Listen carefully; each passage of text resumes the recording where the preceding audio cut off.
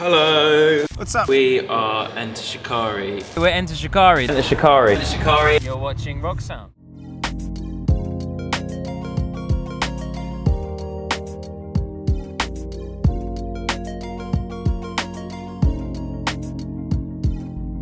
We never really had any aspirations or any kind of huge ambition really. We just took every day as it comes. It was good fun. It was something creative. It was just that outlet that I think everyone needs, something creative in their life to kind of balance you out as a person, and that was ours, and it kind of, just took off really.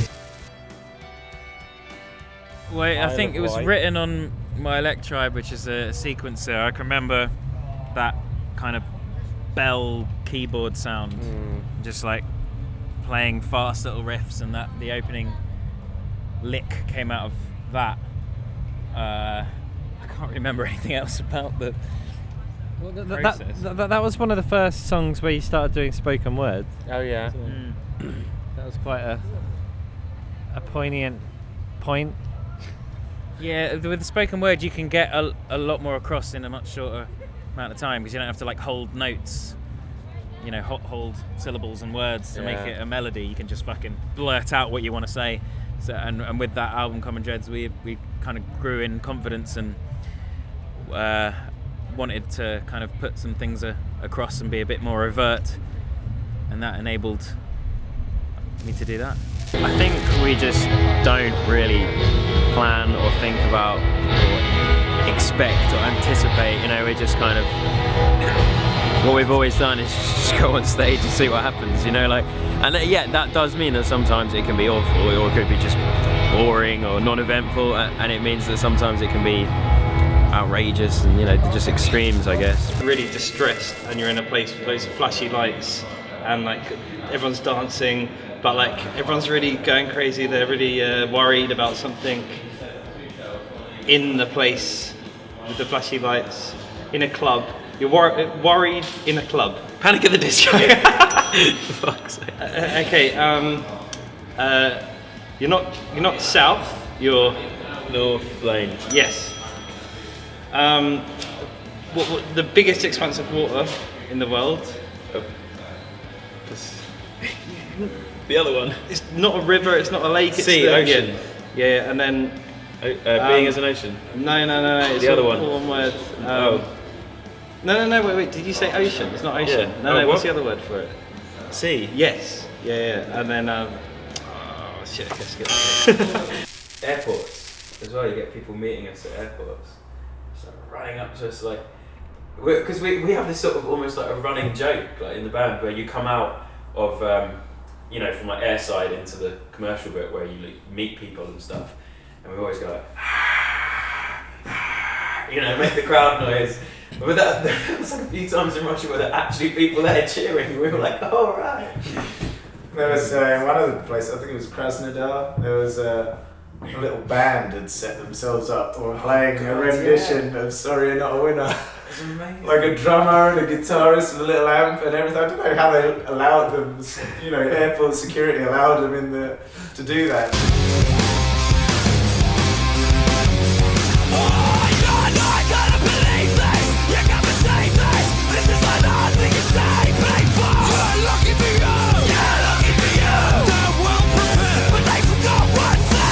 It's one of the older tracks on Take This Guys.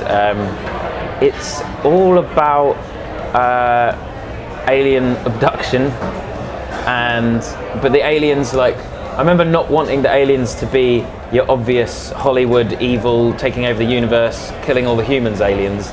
I wanted them to be sort of quite benign and kind and almost paternal. Basically wanting to warn humanity of what we're doing to the planet. So it's kind of about climate change. Kind of like the day the Earth stood still, the old black and white sci-fi movie. Yeah.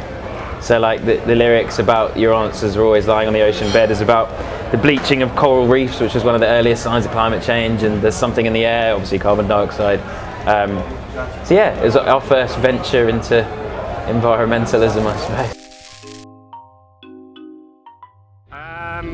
Well, it's obviously from the Flintstones, but I guess it was just a really cool way to say do want some.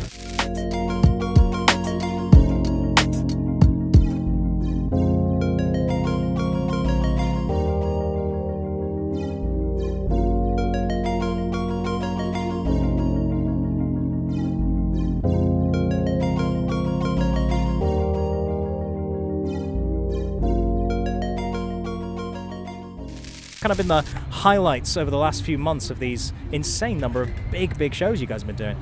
It's been consistently really good. Right. Like, I think for me, probably Russia, just because it's crazy. Like, it's kind of our second biggest territory. No, sure though. At the moment, and the crowds are just mad, and we get to play like arenas out there as well. So it's really cool. Yeah, it was one quite spectacular experience that we got to have. We went really far east in Russia, like further east than we've ever been before. We were actually close to the border of Mongolia, and there's a giant frozen lake called Lake Baikal, which is the oldest and deepest lake in the world. But in the winter months, it's completely frozen over, so you can go out and walk on it. And there are in fact like big trucks driving over it and stuff. And that was quite an experience. Although then we saw some big cracks in it where you can see the water, and then to put your hand down and feel the ice is only like that thick in some parts of it. And there's this big truck going along, thinking, perhaps we shouldn't stick around on this relatively thin ice for too long. But it was beautiful. It's things like that are really amazing that we wouldn't have ever had the opportunity to do if it wasn't for touring in the band. So absolutely. we were really incredible lucky to be able to do that. Yeah, for sure. It's an honour that people give a shit about what I speak about, and I'm happy to offload one's mind farts out into the world. I presume that there'll be other things to talk about by the time we actually get these songs in a place where we'll be doing vocals on them. There'll be other things to talk about, for sure. Christ, but that is the nice thing that I did want to finish on, is the fact that your fandom in particular seemed to have really kind of got together in terms of that sentiment, and they kind of support each other and discuss it even within the fandom. I mean, that's got to be an amazing thing to see, really, right?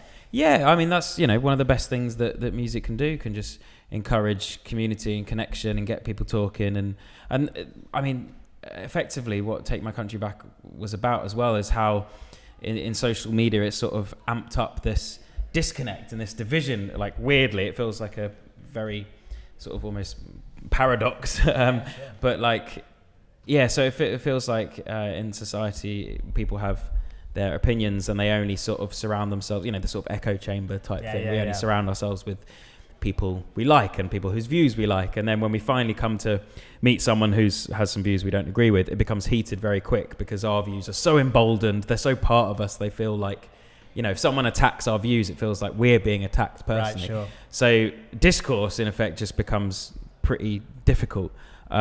So I think that's one thing that we try or one sort of almost sideline that we try and do with music is just get people discussing and hopefully in a civilized manner. It does seem very civilized among the fandom, which is lovely to see. For us, I guess success is just playing to people of any description, of any amount, or as long as we're playing our music and are able to carry on doing that, then that's all we ever really want, I suppose.